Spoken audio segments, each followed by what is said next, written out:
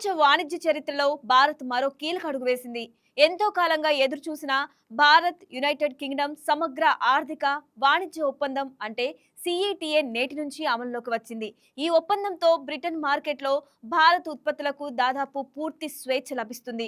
మరోవైపు బ్రిటన్కు చెందిన పలు ప్రీమియం ఉత్పత్తులు భారత్ మార్కెట్లో మరింత చౌకగా అందుబాటులోకి రానున్నాయి. ఇదే సమయంలో రష్యా చమురు కొనుగోళ్లపై అమెరికా ప్రతిపాదించిన భారీ టారిఫ్ల విషయంలోనూ భారత్కు ఊరట లభించింది. ఈ రెండు పరిణామాలు భారత ఆర్థిక వ్యవస్థకు ఎంత కీలకం, ఎవరికి లాభం, ఎక్కడ జాగ్రత్త అవసరం ఇప్పుడు చూద్దాం.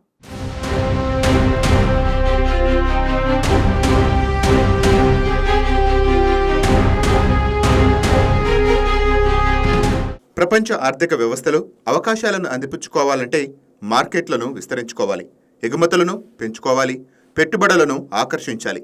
ఇప్పుడు భారత్ అదే దిశగా మరో కీలక అడుగు ముందుకు వేసింది. భారత్ యునైటెడ్ కింగ్డమ్ మధ్య గత ఏడాది కుదిరిన సమగ్ర ఆర్థిక వాణిజ్య ఒప్పందం అధికారికంగా అమల్లోకి వచ్చింది. ఇది సాధారణ వాణిజ్య ఒప్పందం కాదు. భారత ఆర్థిక వ్యవస్థను ప్రపంచ మార్కెట్తో మరింత బలంగా అనుసంధానించే వ్యూహాత్మక ఒప్పందం. ఈ ఒప్పందంలో అత్యంత పెద్ద లబ్ధిదారులు భారత్ ఎగుమతిదారులే. ఎందుకంటే బ్రిటన్కు భారత్ పంపే దాదాపు 99% ఉత్పత్తులపై ఇకపై దిగుమతి సుంకాలు ఉండవు. ఇప్పటి వరకు బ్రిటన్ మార్కెట్లో అధిక సుంకాల కారణంగా పోటీలో వెనుకబడిన భారత్ ఉత్పత్తులు ఇకపై మరింత పోటీ ధరలకు అందుబాటులోకి వస్తాయి.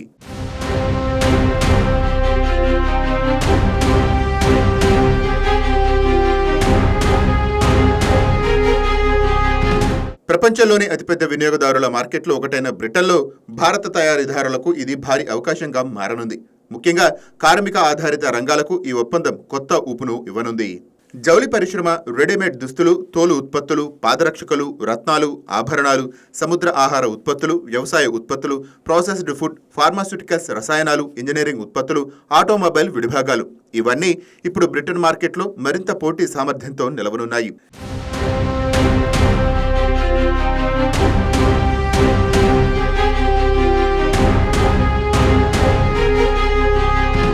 ఇప్పటి వరకు ఈ ఉత్పత్తులపై 4 నుంచి 16% వరకు సుంకాలు ఉండేవి. ఇప్పుడు ఆ భారం తొలగిపోవడంతో భారత ఉత్పత్తుల ధరలు తగ్గుతాయి, ఎగుమతులు పెరుగుతాయి, ఉత్పత్తి విస్తరిస్తుంది. ఫలితంగా పరిశ్రమల్లో కొత్త ఉద్యోగ అవకాశాలు కూడా పెరిగే అవకాశం ఉంది.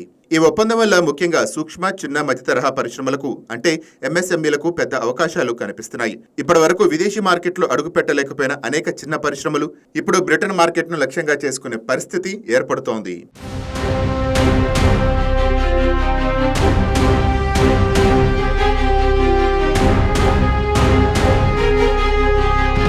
వాణిజ్య నిపుణుల అంచనాల ప్రకారం భారత ఎగుమతుల వృద్ధి మాత్రమే కాదు, గ్రామీణ ఉపాధికి కూడా ఈ ఒప్పందం పరోక్షంగా మేలుచేసే అవకాశం ఉంది. అయితే ఈ ఒప్పందం కేవలం వస్తువుల వరకే పరిమితం కాలేదు.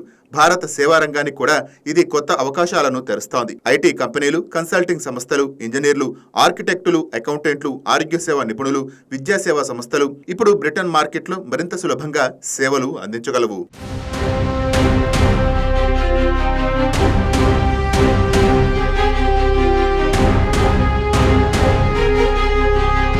ఇక అత్యంత కీలకమైన అంశం డబుల్ కంట్రిబ్యూషన్ కన్వెన్షన్.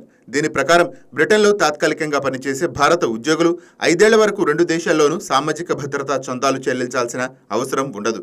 ఈ నిర్ణయం వల్ల టీసీఎస్, ఇన్ఫోసిస్, విప్రో, హెచ్సిఎల్ వంటి భారత ఐటీ కంపెనీలకు భారీ ఖర్చు తగ్గే అవకాశం ఉందని విశ్లేషకులు భావిస్తున్నారు.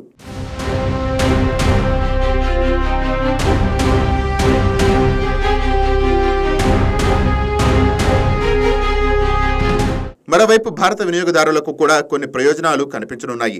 బ్రిటన్ నుంచి దిగుమతి అయ్యే స్కాచ్ విస్కీ, జిన్, ప్రీమియం కార్లు, లగ్జరీ మోటార్ సైకిళ్లు, చాక్లెట్లు, కాస్మెటిక్స్, వైద్య పరికరాలు, పర్ఫ్యూమ్స్, కొన్ని ఆహార ఉత్పత్తులపై దిగుమతి సుంకాలు దశలవారీగా తగ్గనున్నాయి.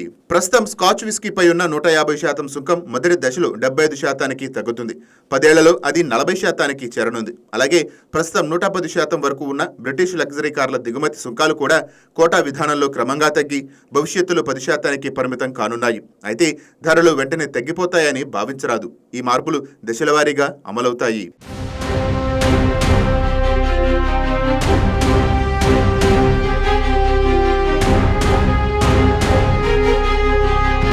ఇక ఈ ఒప్పందంలో భారత్ కొన్ని కీలక రంగాలను రక్షించింది కూడా. యాపిల్స్, వాల్నట్స్, చీజ్, బంగారు బార్లు, స్మార్ట్ ఫోన్లు వంటి ఉత్పత్తులకు భారత్ సుంకం మినహాయింపు ఇవ్వలేదు. అదేవిధంగా బియ్యం, చక్కెర, కొన్ని మాంసం ఉత్పత్తులు, గుడ్డు ఆధారిత వస్తువులకు బ్రిటన్ కూడా భారత్కు ప్రత్యేక రాయితీలు ఇవ్వలేదు.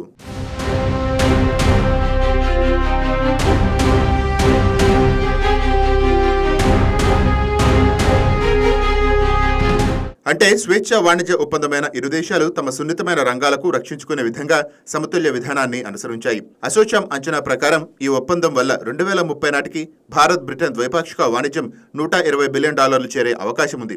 ఇప్పటికే బ్రిటన్ భారత ప్రధాని ఎగుమతి భాగస్వామ్యంలో ఒకటిగా ఉంది.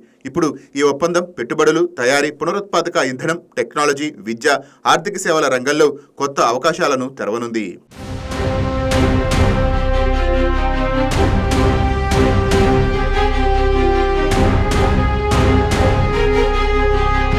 ఇదిలా ఉంటే మరో అంతర్జాతీయ పరిణామం కూడా భారత్కు ఊరటనిచ్చింది.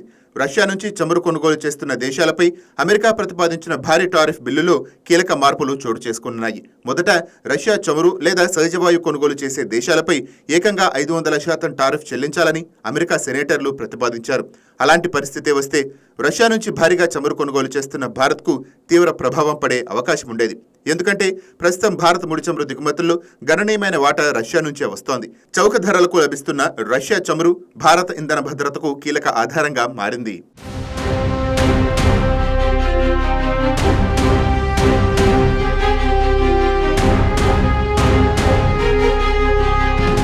అయితే తాజాగా సవరించిన బిల్లులో 500% ప్రతిపాదనను 100%కి తగ్గించారు. అంతేకాదు కొన్ని షరతులు నెరవేర్చే దేశాలకు మినహాయింపు ఇచ్చే అవకాశం కూడా కల్పించారు.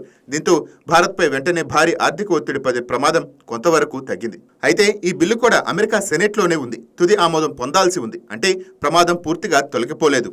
అయినా ప్రస్తుతం భారత్కు ఇది ఒక తాత్కాలిక ఉపశమనంగా భావిస్తున్నారు.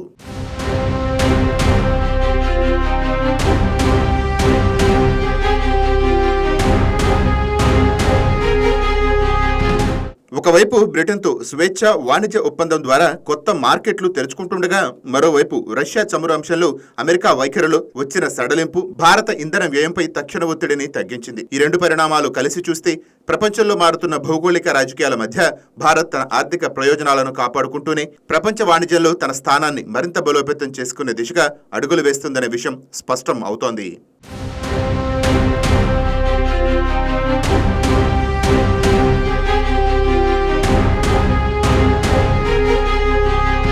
స్వేచ్ఛ వాణిజ్య ఒప్పందాలు కేవలం దిగుమతులు, ఎగుమతులకే పరిమితం కావు. అవి ఉద్యోగాలు, పెట్టుబడులు, పరిశ్రమలు, వినియోగదారుల ఖర్చులు, దేశ ఆర్థిక భవిష్యత్తును కూడా ప్రభావితం చేస్తాయి.